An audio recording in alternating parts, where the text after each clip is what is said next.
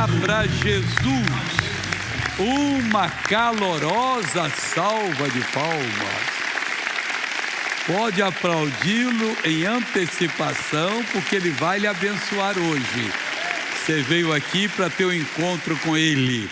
Amigos, esses dias eu estou falando aqui da palavra de Deus e a gente tem que parar um pouquinho e meditar. Até semana passada eu estou falando sobre Deus dar o poder, Ele dá a missão e dá o poder. Quando Ele dá o poder, a pessoa está preparada para poder fazer a obra dEle, mas tem que esperar a direção. Aqui está escrito no livro de Atos, capítulo 8, que nós fizemos o estudo aqui semana passada. Eu só vou ler o versículo 8. Em que Jesus disse para os discípulos que eles ficassem em Jerusalém até que do alto fosse vestido o poder de Deus. Dizendo o seguinte, versículo 8: mas recebereis a virtude do Espírito Santo, que há de vir sobre vós. Atos 1:8. E ser-me-eis testemunhas, tanto em Jerusalém como em toda a Judeia e Samaria e até os confins da terra. Mas nem todo mundo é chamado para sair como missionário, só as pessoas que têm o dom.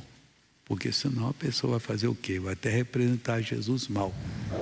E muitas vezes a gente tem até muito desafio na reunião, em que a gente quase que é envergonhado.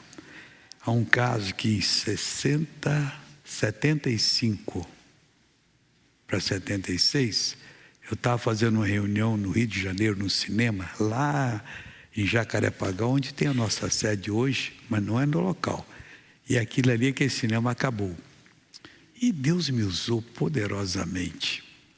Aí chamei assim, quem tem problema na coluna, vem aqui na frente para Deus curar. Vieram 7 pessoas. Tinha umas 200 e poucas na reunião.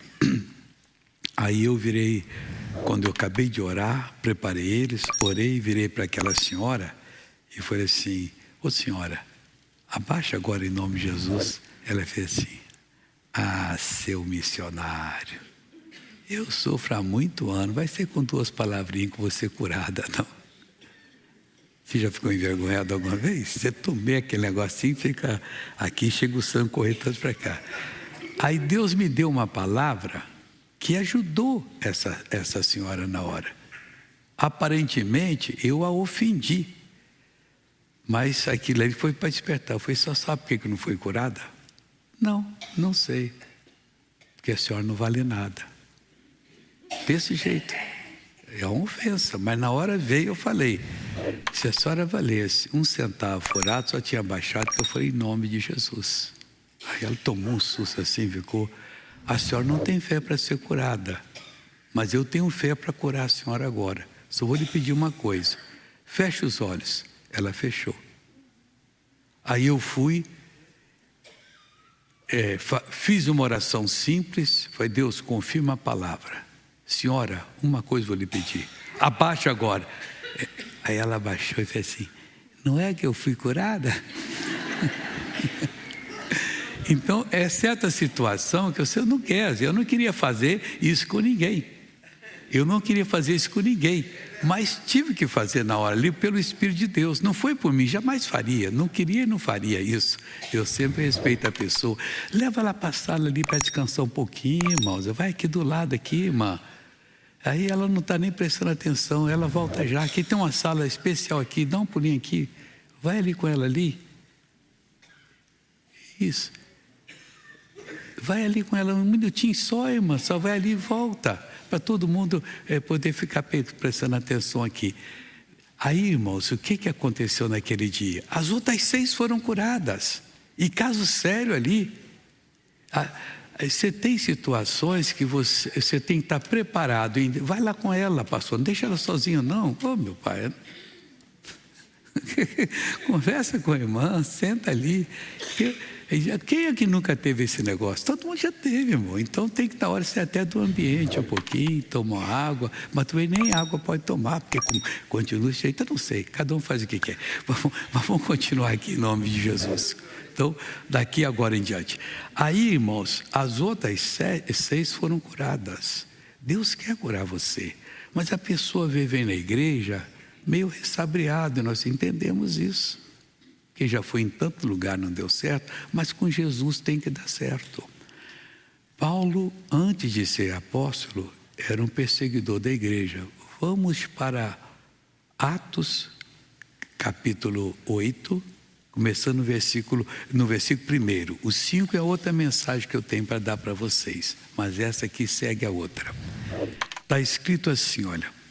E também Saulo consentiu na morte dele, e fez-se naquele dia uma grande perseguição contra a igreja que estava em Jerusalém. E todos foram dispersos pela Judeia, pelas terras da Judeia e da Samaria, exceto os apóstolos. Então vamos estender aqui agora. Levantou-se, porque Saulo de Tarso era um ferrenho perseguidor da igreja. Depois ele se converteu. E quando eles pegaram o irmão, porque estava pregando a palavra certo, e aí quiseram matá-lo, fizeram um conselho, e Saulo, que era uma autoridade no judaísmo, concordou, pode matar. Ficou até segurando as roupas dele, tiraram a roupa para apedrejar. A morte era por apedrejamento, não tem coisa mais cruel do que esta. Pega aquelas pedras de mão, e os homens que têm uma força para lançar tremendamente, e a pessoa fica lá no meio, mas lança a pedrada. Era pedrada aqui, até que o Estevão morreu. Aí o que ocorreu aqui? Diz o seguinte: e Saulo e uns varões piedosos, versículo 2, foram enterrar Estevão e fizeram sobre ele grande pranto. E Saulo assolava a igreja, entrando pelas casas e arrastando homens e mulheres, os encerrava na prisão. Simplesmente ele queria acabar com o cristianismo. A igreja orou assim: Deus, manda um raio matar esse homem. Não, a igreja tem misericórdia dele, Pai. Salva o Saulo de Tarso. Olha aqui, esse é o espírito cristão. A gente não pode devolver na mesma moeda. Jesus disse: você dá um tapa aqui, você dá outro lado. Que talvez o tapa que você levou foi para a pessoa abrir o coração. O que eu fiz? Aí você dá uma palavra, o outro lado, quer dizer, uma palavra suave para a pessoa, e ela se converte.